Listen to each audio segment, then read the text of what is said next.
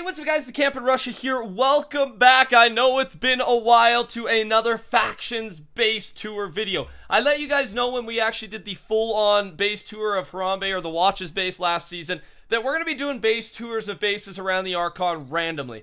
Factions base tour used to be a series on this channel where we did it every Saturday, but I found every week sometimes there wasn't a good enough base to demonstrate. So now how we're going to do it is randomly, you won't know, for that 10 p.m. Eastern upload, just like today, you will have a base tour. And the base we're about to tour today is arguably the richest base ever on the Archon, and here's why I say it. So if I look at F-top, we are on Faction Silver, and we are going to be looking at a base from the Faction 7 up.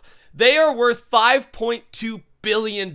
Now, I know at one point, I think the watch was, they got up to like $9 billion or something like that, but this is with the recently reset Silver. I don't know how long it's been since Silver reset, but it's not too long.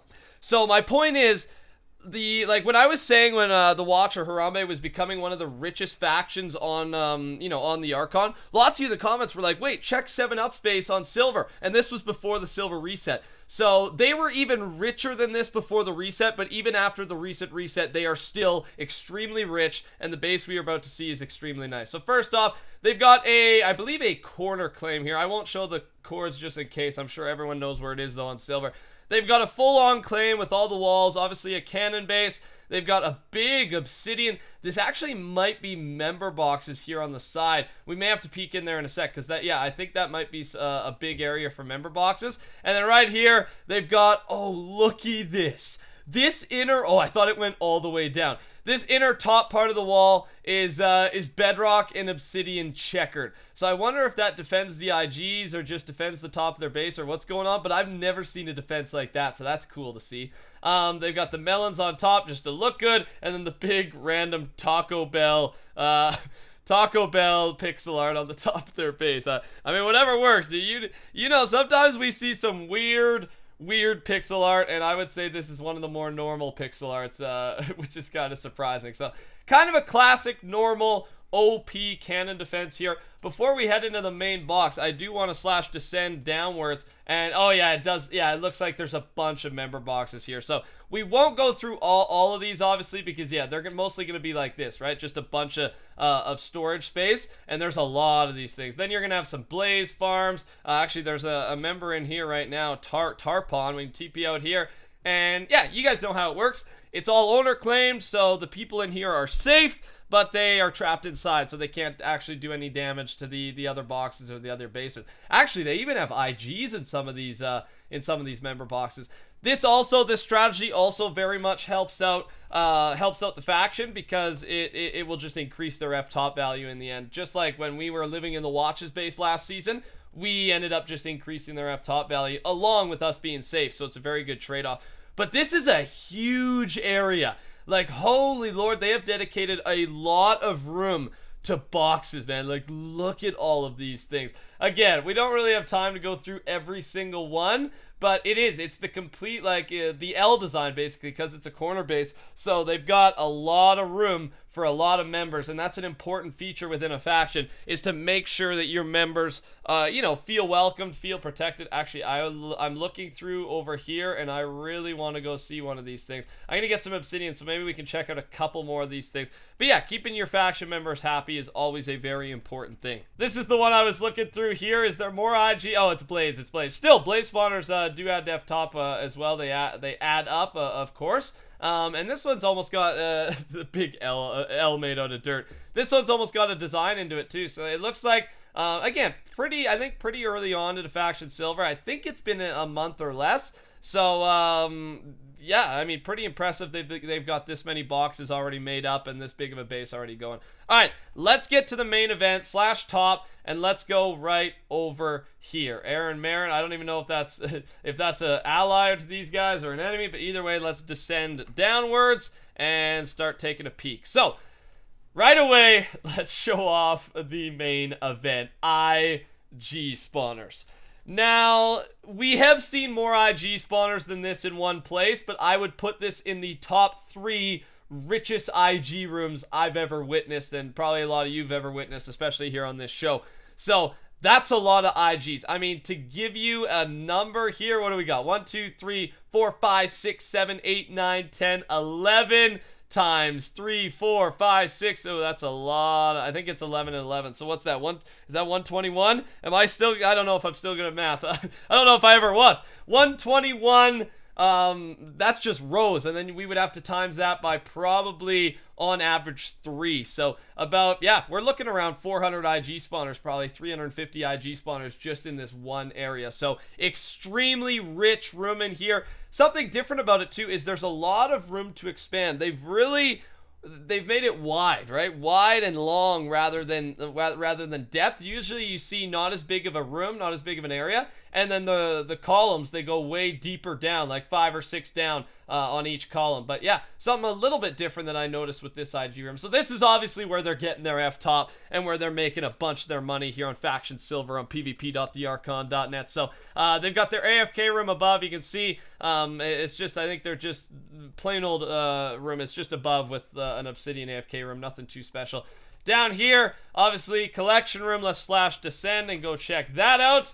And we are at kind of the top of their design. So their base, although it's very rich and very efficient, it's actually super nice as well, which sometimes you don't always see that. You see sometimes a faction either goes for looks within a base, or they go for efficiency and wealth. Well, this faction, they do a little bit of both. So let's make sure we get to the, I'm even confused where I'm at. So they got kind of a mine system going, you know what I mean? They got kind of a, like an underground mine shaft look going for this base, which I've always been a fan of. And it's a pretty big area. See how much time they've spent on, like this room in here, not very useful. But my God, does it look good. And again, I think that can be important. I guess, especially for a, especially for a base tour, so I'm happy. So looking in here, looks like they got some raid chests, some flight kit, obsidian. I would say, are they still working on this as a storage area? This looks like they're going to end up eventually getting this all water covered, etc. for storage.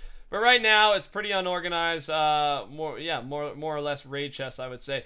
If we go back up to wherever we just were, using these mine shaft ladders, you can see a lot of collection chests. If someone wants to sell iron, there is always going to be iron to be sold. Now, I would say the watches chest room for collecting iron was a little bit more crazy than this, but this one is more compact, takes up less room, and they still get a lot of chest storage out of it for the iron. So I'd say this one's more efficient, but not as crazy as the watches. So I'm kind of comparing it to the watches because this base right here we're looking at and the watches base from last season are arguably the 2 richest bases to ever exist on the Archon over its 3 years of life, which is pretty mind-blowing for me. So that's why I'm super excited touring this thing. All right, so let's head down further. That is the collection room. This is the storage room with that mine shaft look, and we can keep going downwards. It keeps the look. Again, I think they're still doing work on it. Especially you can see with the storage, but mostly it is pretty much done. They've even got the ores like the diamond, coal, redstone. I don't know. It really adds to the feel of this thing. Next room, where are we going down to now? Next room is the blaze. Here are the blaze spawners. They've got it double-sided so people can grind 2 people at once. Or I mean, it's so big you could probably do 3 or 4 people at once. We'll go look at the amount of blaze spawners in just a second. I'm just taking a peek around. 7-Up Master Race. They're apparently very proud of themselves, which they should be. Obviously, they've got a very powerful base here, powerful faction. And actually, look at here, F-top. So the second ranked faction is not too far behind, ranked at $3 billion. And again, if you guys want me to go around and do base tour a little bit more often randomly, let me know in the comments down below, because I'm always interested in seeing bases on the Archon and seeing what people are doing and what they're creating. And I don't know, it's just something I really like to do. So let's go /ascend and take a peek at their blaze spawner. So nothing too crazy blaze-wise. Obviously a lot, but I think we've even been at raids with more blaze than this. So they definitely focus their efforts on iron, which is understandable, because iron is just the way to make money right now on the Archon economy. Whereas blaze is more for XP. But again, with the amount of blaze they have, they're easily getting, you know, as much XP as they need, apparently, because they could probably buy, you know, hundreds of these things and just load it up in here, but they choose not to. So let's just slash descend and keep rolling downwards, see what else there is to look at. Down the ladder we go, and this is the final room, I believe, in the main box, and oh my god, is it massive. So like I said, this base is not completely done yet, but I think we can get a pretty good idea of what it's going to look like in here. This room, dude, the detail and the design in it, oh my lord, man. They've got the jungle wood, they've got even the little slabs, the upside down staircases, just, again, so much detail into this one room. I don't really know what it's going to be used for. I think it was that, a random chicken spawner up there as well. I like it, man, I like it. Down here, it looks like is going, actually, this might be where they're storing their stuff right now. Is that correct or no? Maybe, oh, they got a bunch of, oops, nope, don't. Maybe this is where they store their iron for when, like a booster comes on the Archon. That's definitely what it looks like. They're storing a bunch of their iron down here so they can have, you know, unlimited iron to sell when a booster, 1.5 money times, money selling booster comes on. Again, storing more of their stuff, so who knows? Down here, it looks like maybe this, who knows what this room will be used for. But right now, they're making a massive, good-looking room at the bottom of their main box, their main base, and just a cool sight to see for sure. So we'll slash descend downwards, and I think that actually is the end of the interior of the base. Something different about this one for sure. It's not as big as the Watch's base was. Like, in length and width, you know, of the actual main box, the Watch's base was way bigger. And I think a reason for that is they, 7-Up here has put so much, I mean, area and room into the member boxes, into that big, you know, L-shaped thing around the main box. Instead of using it all for the mods and for the owners and for themselves, they've got a lot of safe area for the members. So I think that's a big reason there. Nice little sponge. I like what they did with the sponges down here too. Slab and sponges. You don't see this often. And actually, something they don't have, usually you would see this, is cobwebs. They don't actually have a bunch of cobwebs that I'm seeing right now. There might be more somewhere else. But I don't know. I really do like the bottom of this base with the sponge and the slab. Just, I don't know, a simple little design effect that looks good. A couple other things to note here, ladies and gentlemen. One of them, it's on the outside here, the defenses. They've got these, I think these things are called the filter defense. I might be completely and totally wrong, but just a little defense here with the staggering rows of obsidian. You see this often as well. And then, of course, which is now something that is now illegal on Factions Ruby, the new, obviously the new season of Factions. Hopefully you saw episode 1001 earlier today. Checkboxes are no longer legal. They are here on Factions Silver, but on Factions Ruby, they are not. So obviously they've got, holy, this is a big checkbox too.